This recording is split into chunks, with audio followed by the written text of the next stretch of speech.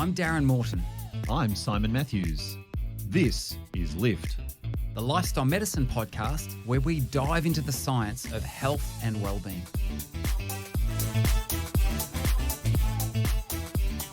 Well, hello there, my good friend Simon. How are you doing? I'm very well, boss. How are you? Boss now. Wow. Haven't been called that Well, you before. know, in Spanish, the word for boss is jefe, spelled Jefe, and in fact, it's used colloquially as well. So it kind of is a term of endearment. So, for example, when I went to pay for my coffee yesterday, the person whose bar I go to for coffee said dos y cincuenta, jefe, which is €2.50. So basically, in Australian, he would be saying $2.50, boss. Well, actually, we still get that a little bit. I've heard people say use boss. Yeah, boss. we say that as well. Yeah. There you go. Well, there you go. There you go. Hey, so I've got I wanted to quiz you a little bit on your cosmology and your understanding. Cosmology. So a little bit left of centre to start. Can I just say something here? But by agreement, this is for the benefit of the listener. By agreement, we decided to record this podcast with me knowing absolutely nothing about the content.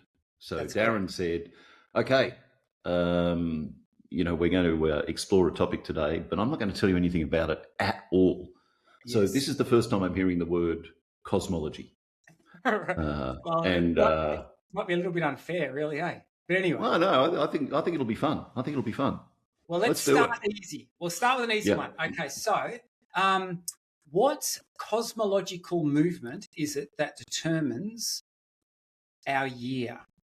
What cosmological movement determines our year? Well, that would be the passage of the Earth around the sun. Correct. You're 1 for 1. Well done. Well done. Okay. But can I say, if I lived 700 or 800 years ago, I might say that it was the passage of the sun around the Earth. Ah, that's true. And there's still some that might say that today. Indeed, there are. But I'm 100% confident that it's the passage of the Earth around the sun. Okay, here's the next one. How many high tides do we have a day? Oh, so this is a little more nuanced because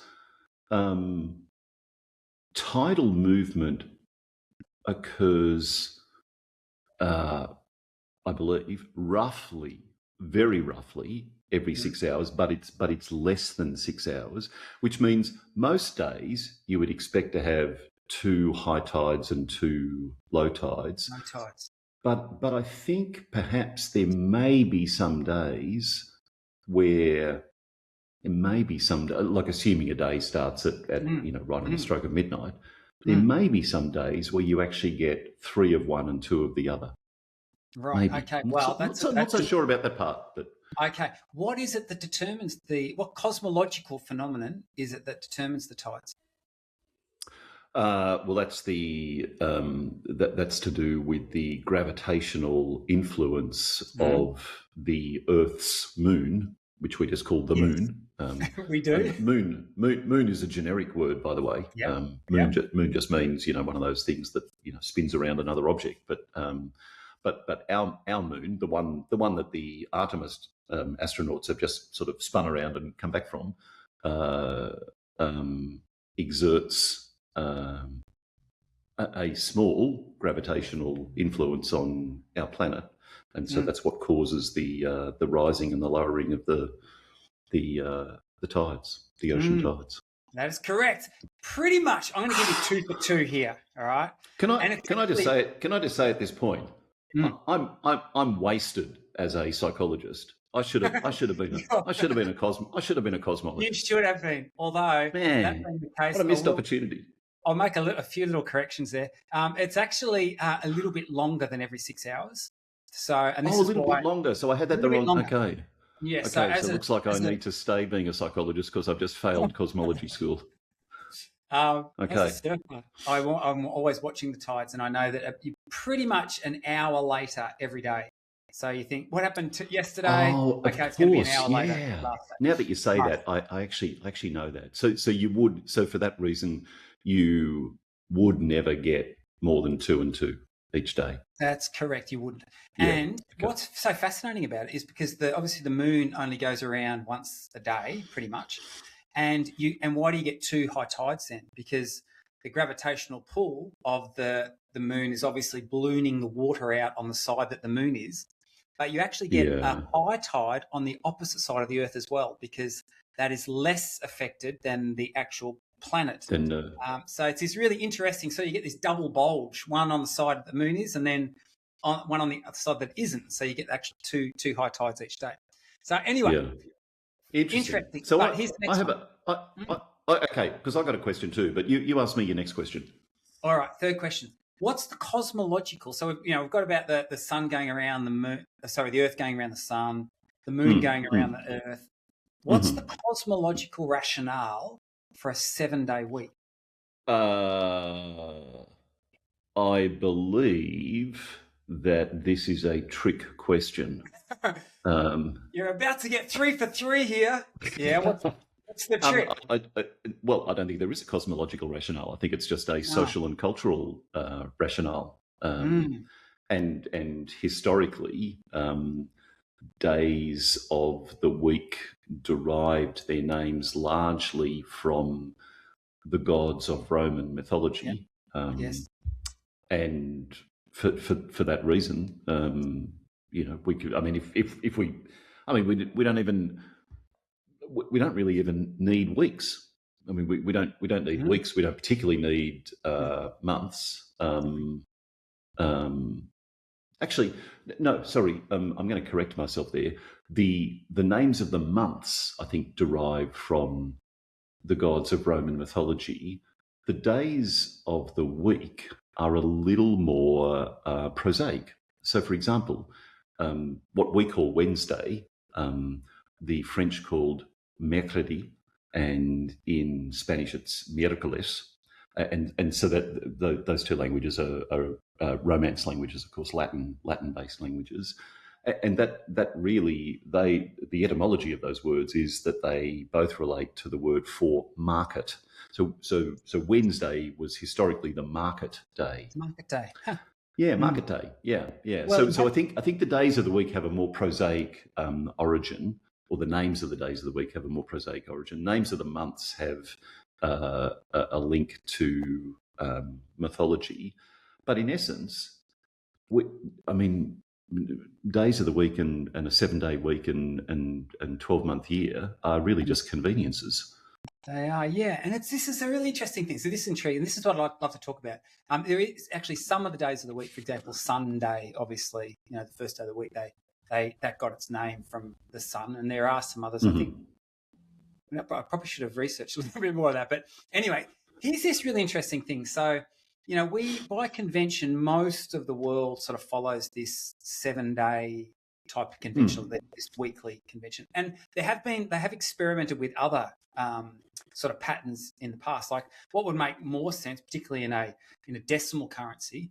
And they tried this in during the French Revolution, and there's been some other times as well. A 10-day week. So instead of, let's make it a nice round 10, let's go 9 days on, 1 day off.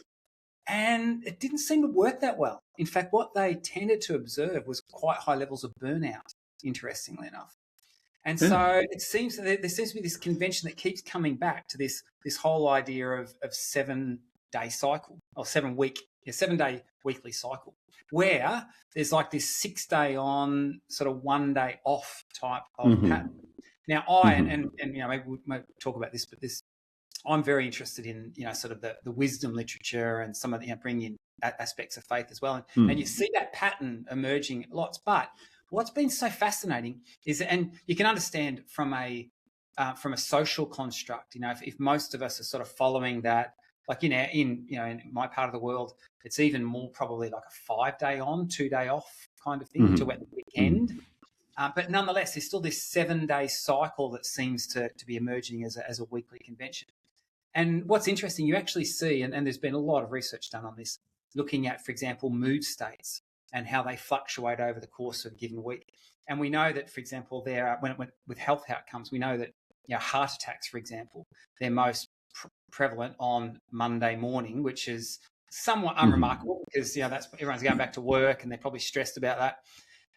But what we also see is that even amongst other species, and there's been more recent research done on this, but we actually see these what's referred to as circumseptan cycles, like 7 circumseptans, so 7-day cycles, in a whole range of really fascinating things. One of the first sort of pioneer researchers of this was a Danish endocrinologist by the name of Christian Hamburger. And he actually conducted he conducted this. Not a plant-based lifestyle medicine endocrinologist. Then. And he got around with his red nose and he wore this yellow suit and these massive shoes, looked like the Hamburglar. And anyway, he did a self-experiment for about 15 years. And I think it would be conservative to say that this guy wasn't a tad eccentric, because for 15 years he collected his own urine and measured the volume of it, as well as a whole lot of other body, biometrics and behavioural aspects. And what he noticed over this 15-year period, he actually noticed, hey, I've got these 7-day cycles in a whole range of these sort of behavioural and physiological metrics. But once again, you go, oh, well, it's probably the fact that you had, the weekend and they went to work. Exactly right. This is an association, surely, rather than a causation. That's correct. Because he's living a life that culturally fits within that 7-day cycle. Yes, that's correct. However, they're actually observing amongst the animal kingdom these interesting circumseptan cycles as well. And I find this quite intriguing. Like even algae, they've found its ability to process and photosynthesize fluctuates over a 7-day cycle. One of the most fascinating for me, and once again, I'm thinking to myself, who thinks of this stuff? But they've actually found in Brazilian stallions, their semen volume and sperm motility actually follows a circumseptan cycle. Right, so there's once again, I don't know how they come up with that. Maybe it's just a random observation, but nonetheless, there's been this sort of observation that, and they're eclectic and quite interesting, but they seem to be gathering that there seems to be this circumseptan rhythm that aligns quite nicely with a lot of the sort of the faith traditions too. There seems to be this thing that happens that we fall nicely into and seem to observe this 7-day cycle. What do you think about? There's a couple of things coming to mind. The first is that we just talked about how there's no real cosmological explanation for this, as far as we understand. It's a social and cultural one, and if we accept the observations of the circumseptan cycle, then perhaps that does contribute to an argument for adopting a 7-day time frame in our minds, but there's still little to justify the idea of months.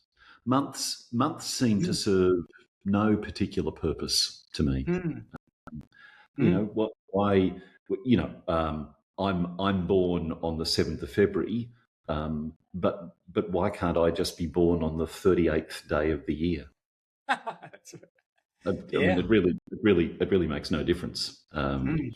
So months themselves, for me, seem to be a bit of an anomaly, and maybe they're just a convenient way of chopping up a long period of time, so that we at least cultivate for ourselves a sense that we have a little more kind of control and manageability.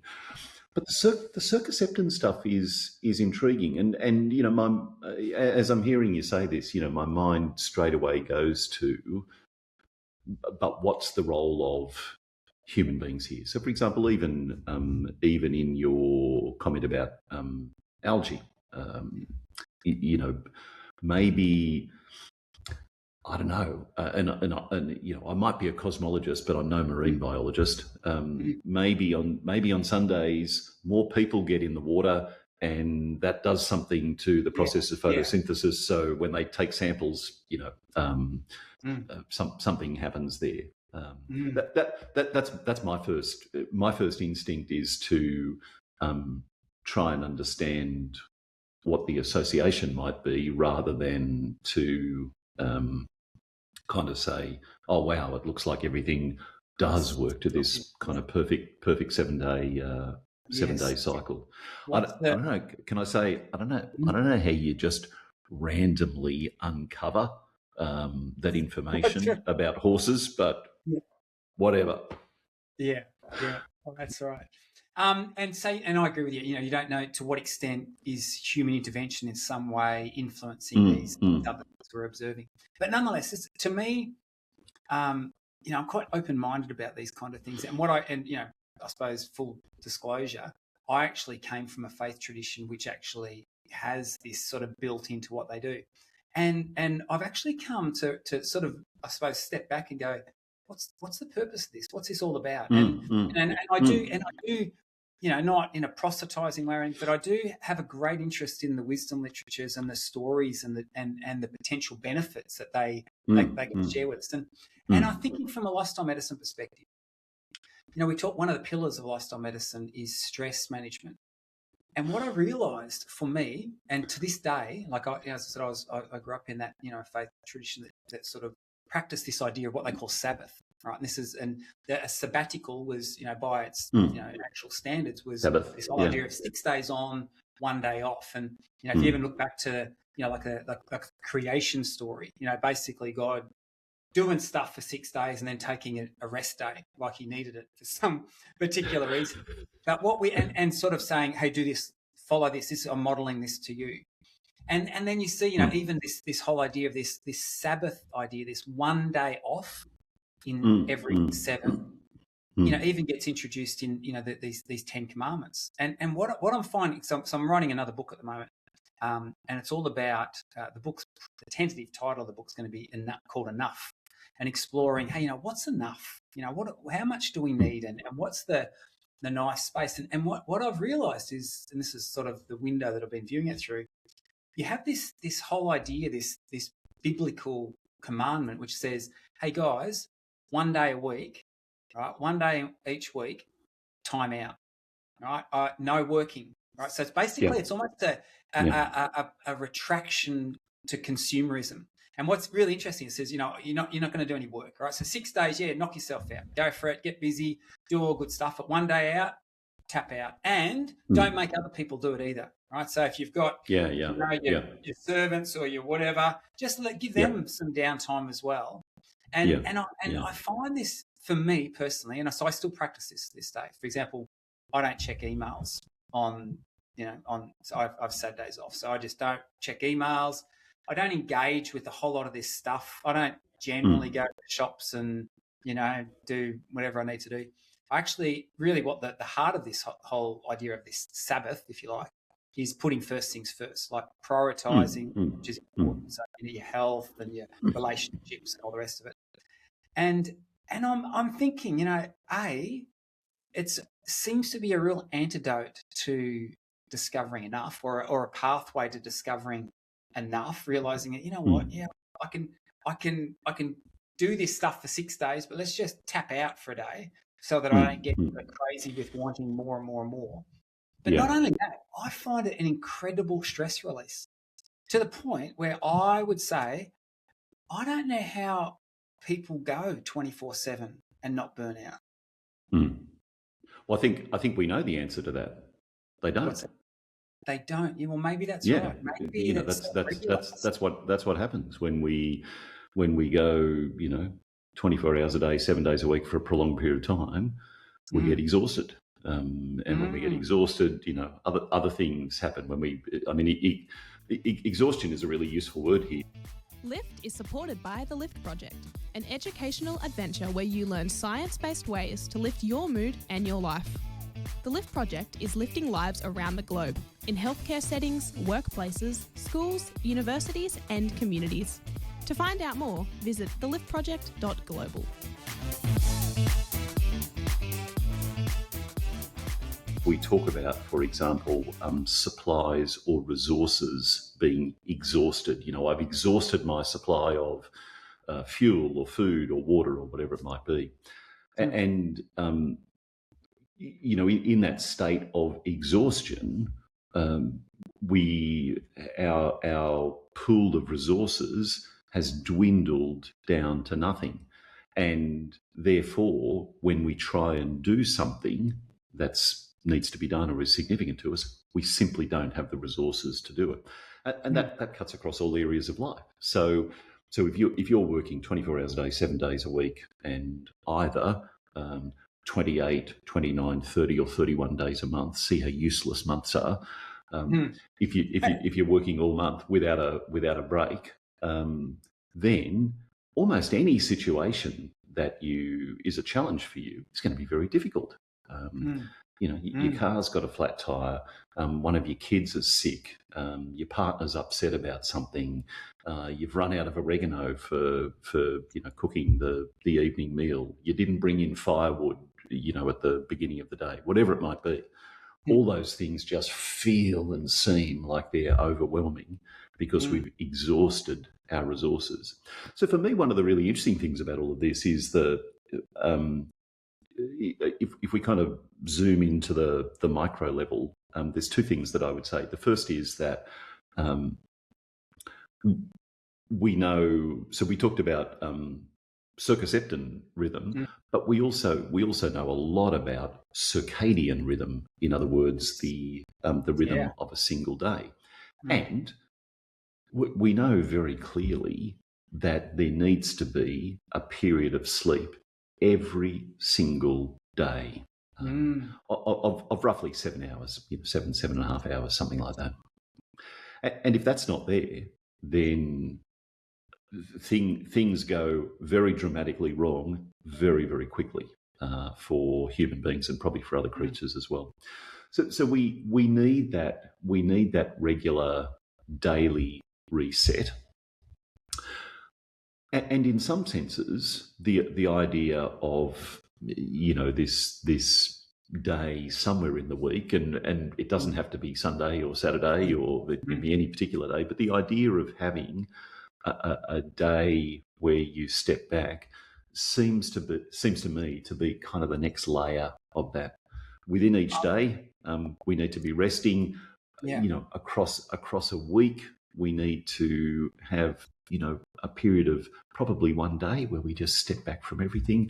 Across the period of a year, it can be really valuable to step back even further, and perhaps engage in something even more. I don't know what the word is. More. I don't want to say fulfilling because any rest day can be fulfilling, but something that kind of really does positively recharge our tanks and help us to reset. And the other part of this, I think, too, is that human beings, we all love autopilot. We all love rhythm. We all love ritual, and we do that very naturally in our lives. In every single area of our lives, when you wash your clothes and put them away, you put your clothes back in the same drawers each time. When you put your kitchen implements away, you put them away in the same place. When you park your car in the driveway, you put it in the same place. In fact, I would be quite happy to make a bet with you right now. How much are you prepared to bet? Like, could we? The better question is how much would you lose? $10,000. Is that reasonable? $10,000. That's probably a little excessive for me. Okay, I'll do you a favour. I'll make it in euro. Let's say 10,000 euro. Is that better? That's worse for me. Oh, you're awake. Okay, let's make it $1,000. I'll bet you $1,000. I will bet you that every time you I know you ride your bike a lot, So every time you come home on your bike, you take your helmet off, which you wear, don't you? Yes. You take your helmet off and you put it in the same place every single time without fail. You don't come home and go, I might hang it on the wall today. I might put it in the cupboard today. You just automatically, do the same thing. So all of us automate our lives in that way across all dimensions of our lives, and we make sure that we minimize the kind of cognitive demands on ourselves in doing that. And in many ways, this is one of the functions, I think, of what we're talking about. Not only sleep each day, but this weekly kind of reset. What we're doing is really dramatically lowering the demands upon ourselves in order that some of those internal resources can start to replenish. I actually really like that model you've introduced of almost like an onion layer. So, what's on a daily basis? Daily, weekly. Yeah. We go out a layer. We need some more rest, and then maybe a serious reset every, whatever it might be. I use this analogy. Stephen Covey, who wrote the book 7 Habits of Highly Effective People, and he's got his 7 habits, but his last habit he calls sharpen the saw. And I actually think that, and I find this for me, this is my experience, is that having time out, and away from my computer, because we're just so dominated by these things nowadays, but actually intentionally going, okay, it's downtime, and giving yourself permission for that. It's recharging. It honestly is. And the number of times I actually, come away at the end of it and I've got some new ideas, or I've got some new clarity, and I've got new energy, to be honest, to get into it again. It is like sharpening the saw. And Stephen Covey uses that analogy of, if you just keep going with the same blade, it gets blunt. And eventually you get to the point where you're actually not very effective at cutting through at all anymore. And the best thing you can do is to pause, sharpen the blade, and then go again. And then go back. Yeah. I've had people say to me, if I wouldn't be able to get all that I need to get done if I took an intentional day out a week. And I go, and my response to that is, well, you know what? I'm a pretty busy dude as well. And I actually find that it makes me more productive, because I can be more sort of game on when I'm on. And I think that this really plays into it. And that's not to say anything for all of the other benefits that I think I get to experience as well. It's interesting. A couple of key researchers did a study on Jewish cohorts, and obviously the Jewish community are very big and quite strict, I would say, on how they practice this idea of a sort of Sabbath. A Sabbath,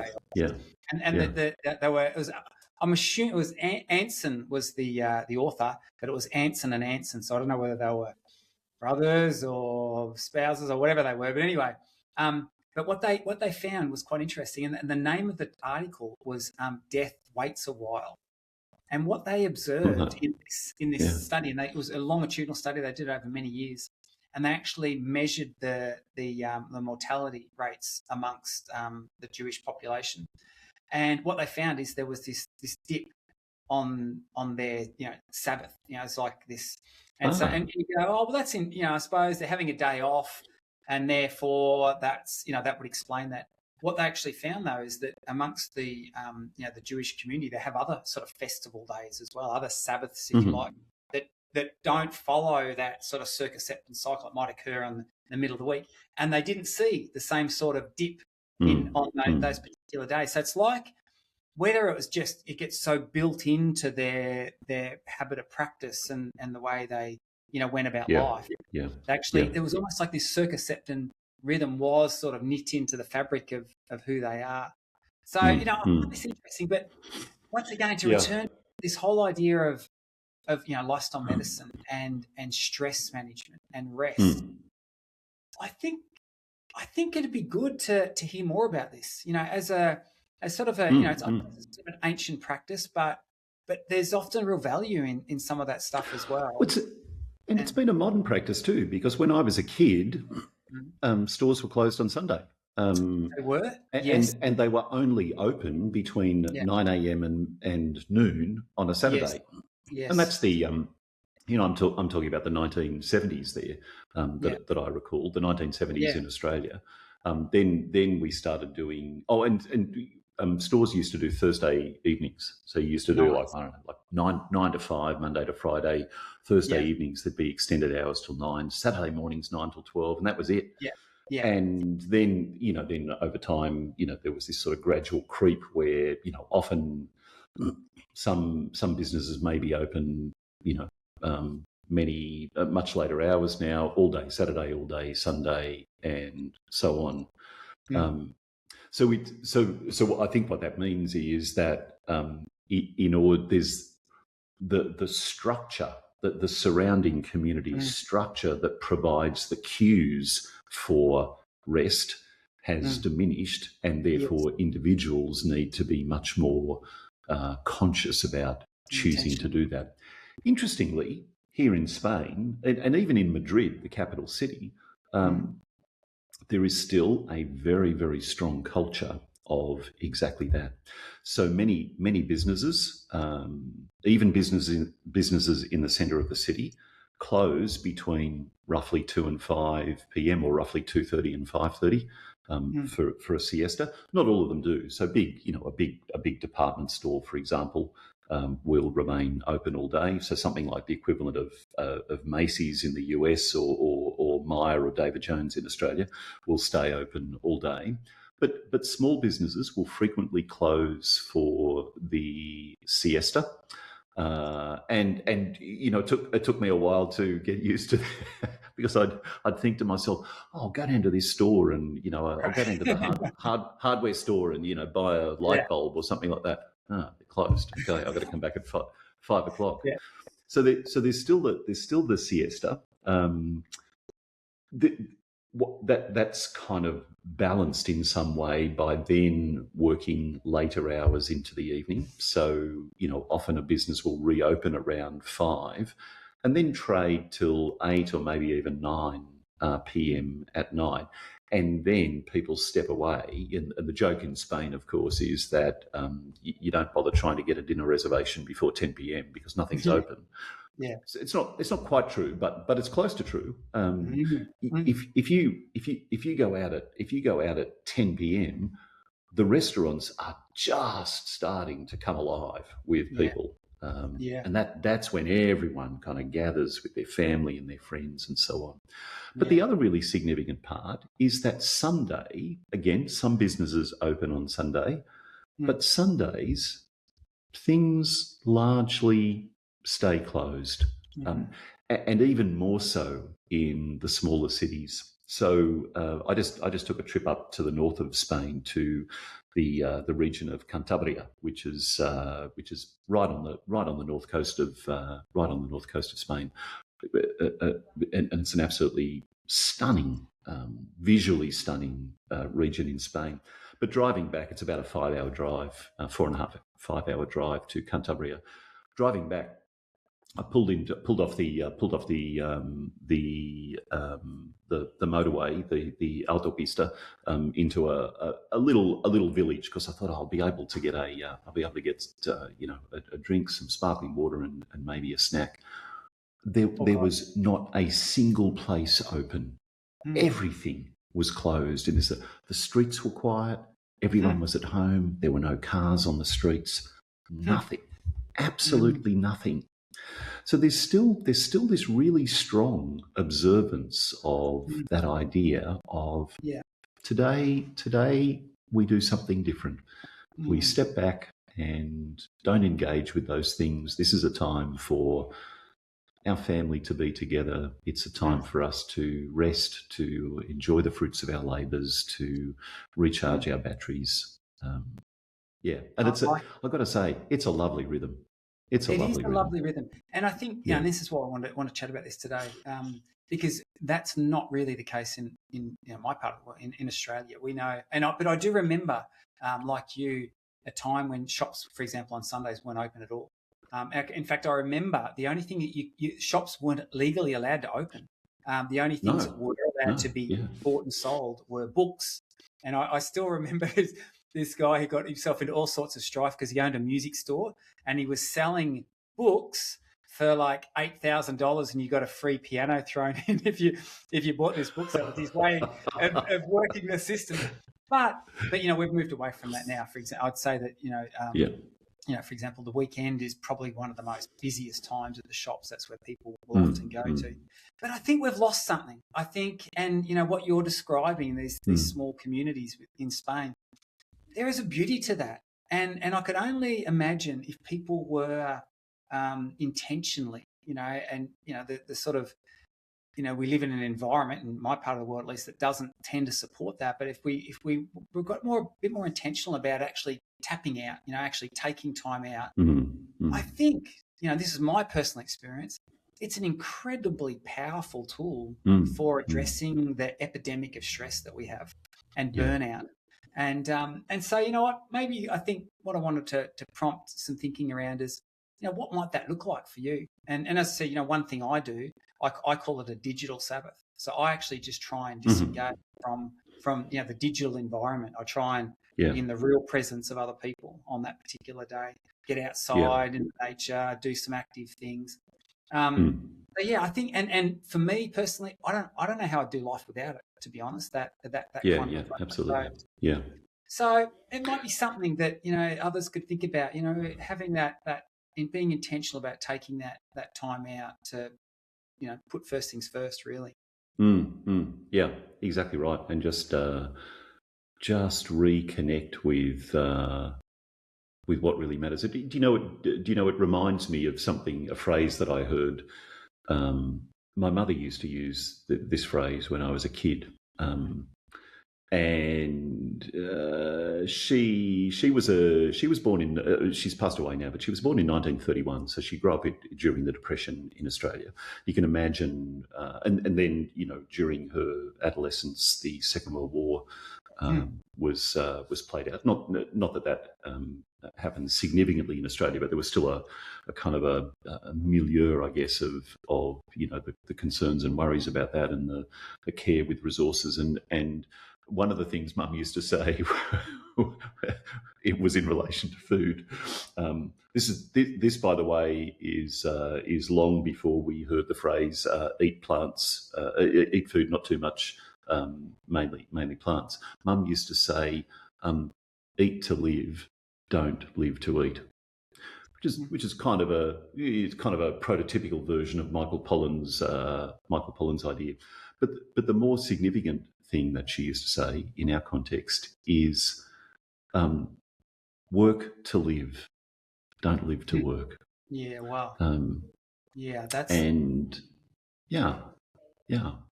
But we do work. We need to do work. It's important. It's an important part of who we are and what we do, and how we see ourselves, and our sense of efficacy and pride and achievement and accomplishment, all sorts of really great things. Work is very, very important. And we should work so that we can live. In other words, work enough and no more. Yeah. Good approach. I think we need to put it into practice more. Yeah, absolutely. And if you really want to supercharge it, on one of those days when you're resting, take yourself out in the evening, lie back on the grass, stare into the sky at the moon and the stars, and just wonder about how all this came to be. Beautiful. Well said. Lift is presented by Simon Matthews and Darren Morton. It's sponsored by the Lift Project and supported by Avondale University. Music provided by Pixabay. If you have a question or a topic you would like to hear more about, send us an email to podcast@theliftproject.global. The Lift Project. Lift your mood, lift your life.